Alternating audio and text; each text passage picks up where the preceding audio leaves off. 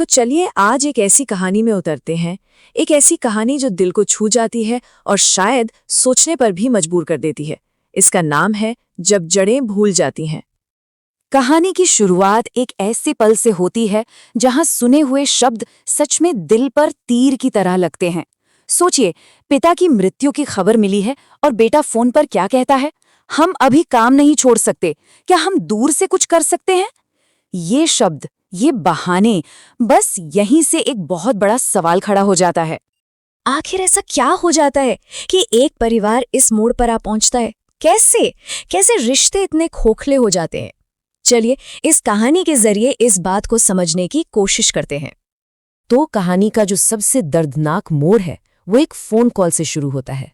एक कॉल जो हजारों मील दूर से आई थी। देखिए, भारत के एक छोटे से शहर में श्री शर्मा ने अपनी आखिरी सांस ली। सबको यही उम्मीद थी कि उनके अमेरिका में बसे कामयाब बेटे भागे चले आएंगे, लेकिन जब उन्हें फोन किया गया तो वहां से जवाब आया इनकार। उन्होंने अपने पिता के अंतिम संस्कार के लिए घर आने से साफ साफ मना कर दिया। और उस दुख की घड़ी में जब खून के रिश्ते ही मुंह मोड़ गए, तब इंसानियत पड़ोसियों के रूप में सामने आई। उन्होंने ही आगे बढ़कर एक बेटे का हर फर्ज निभाया और श्री शर्मा को उनकी आखिरी विदाई दी। लेकिन सवाल तो अब भी वही है कि ये सब हुआ कैसे? कोई रिश्ता इस हद तक कैसे पहुंच सकता है? अच्छा, इसे समझने के लिए हमें थोड़ा समय में पीछे चलना होगा, उस सपने को देखना होगा जो अनगिनत बलिदानों से बना था। मिलिए श्री और श्रीमती शर्मा से, एक मामूली स्कूल टीचर और एक गृहिणी। उनकी जिंदगी संघर्षों से भरी हुई थी, लेकिन उनकी आंखों में बस एक ही सपना था।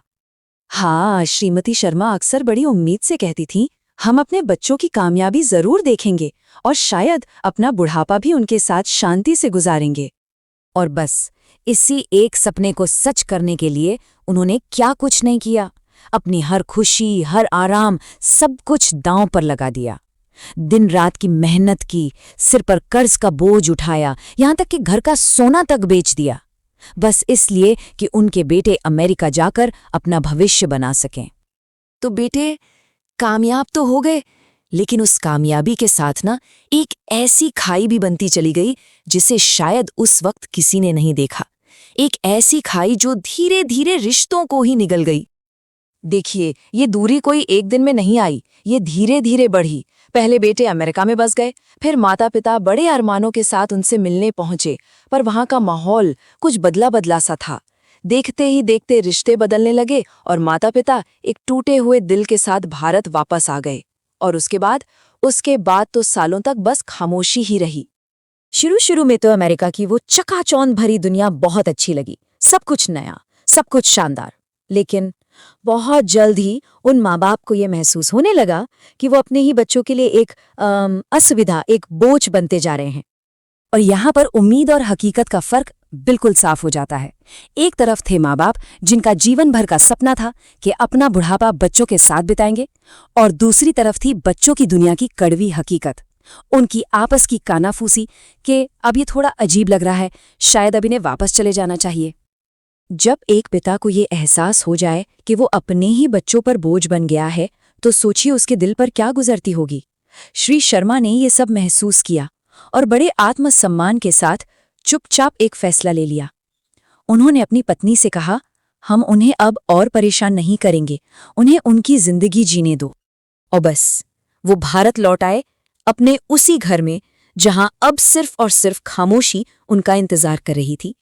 वही घर जो कभी सपनों से, बच्चों की खिलखिलाहट से गूंजता था, अब उसकी दीवारों में बस सन्नाटा कैद था। साल गुजरते गए और इस अकेलेपन का असर श्री शर्मा की सेहत पर पड़ने लगा। वो बीमार रहने लगे। बेटों को खबर दी गई, उन्होंने कहा हाँ हम आएंगे, लेकिन वो कभी नहीं आए, कभी नहीं। तो आखिर में ये कहानी हमें कहाँ लाकर खड़ा करती है? ये हमें हमारी जड़ों की तरफ वापस ले जाती है और एक बहुत बहुत जरूरी सबक सिखाती है।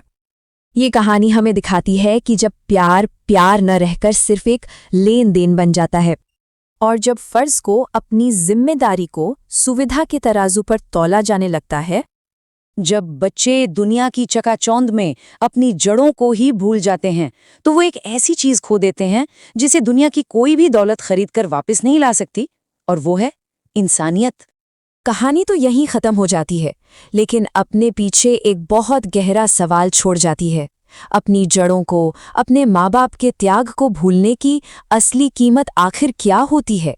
शायद इस सवाल का जवाब हम सभी को अपने अपने अंदर खोजना होगा।